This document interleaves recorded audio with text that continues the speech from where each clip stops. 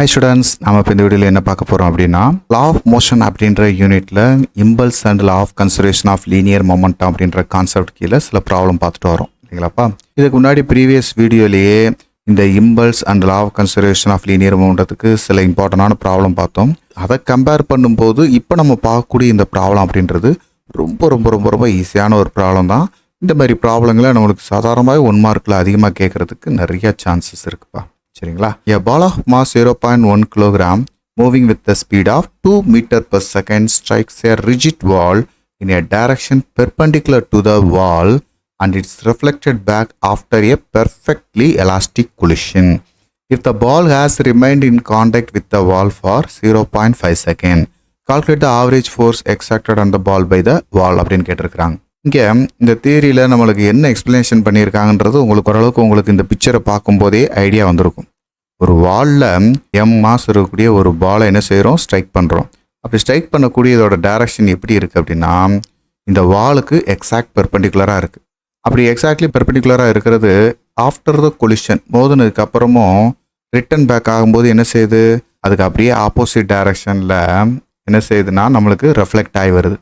இதோடைய மாஸ் எவ்வளோ கொடுத்துருக்குறாங்க, இந்த பாலோடைய மாசு 0.5 கிலோகிராம்னு கொடுத்துருக்குறாங்க.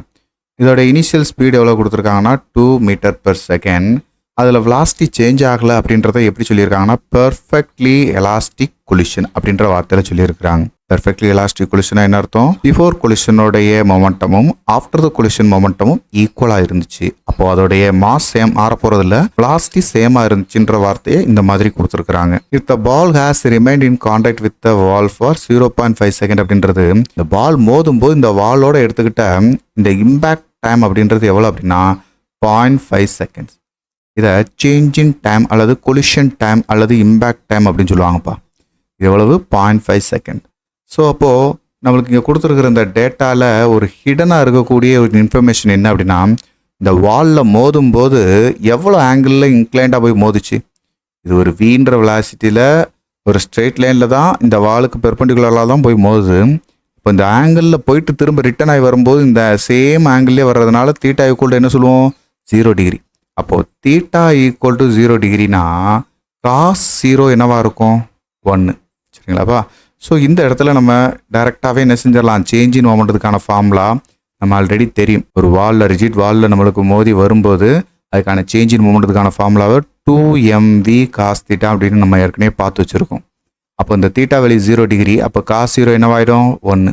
அப்போது காஸ் 0 அப்படின்றத இந்த டைம் நம்ம எப்படி எழுதிக்கலாம், சேஞ்ச் இன் மொமெண்டம் அப்படின்றது 2mv. சரிங்களாப்பா? சரி, நம்மளுக்கு இப்போ கேட்டிருக்கிறது என்னது, ஆவரேஜ் ஃபோர்ஸ். ஆவரேஜ் ஃபோர்ஸ் தான் கேட்டிருக்கிறாங்க. அப்போ ஆவரேஜ் ஃபோர்ஸ்க்கான formula rate of change of linear momentum. அப்போது magnitude of the change in momentum value 2mv by del t.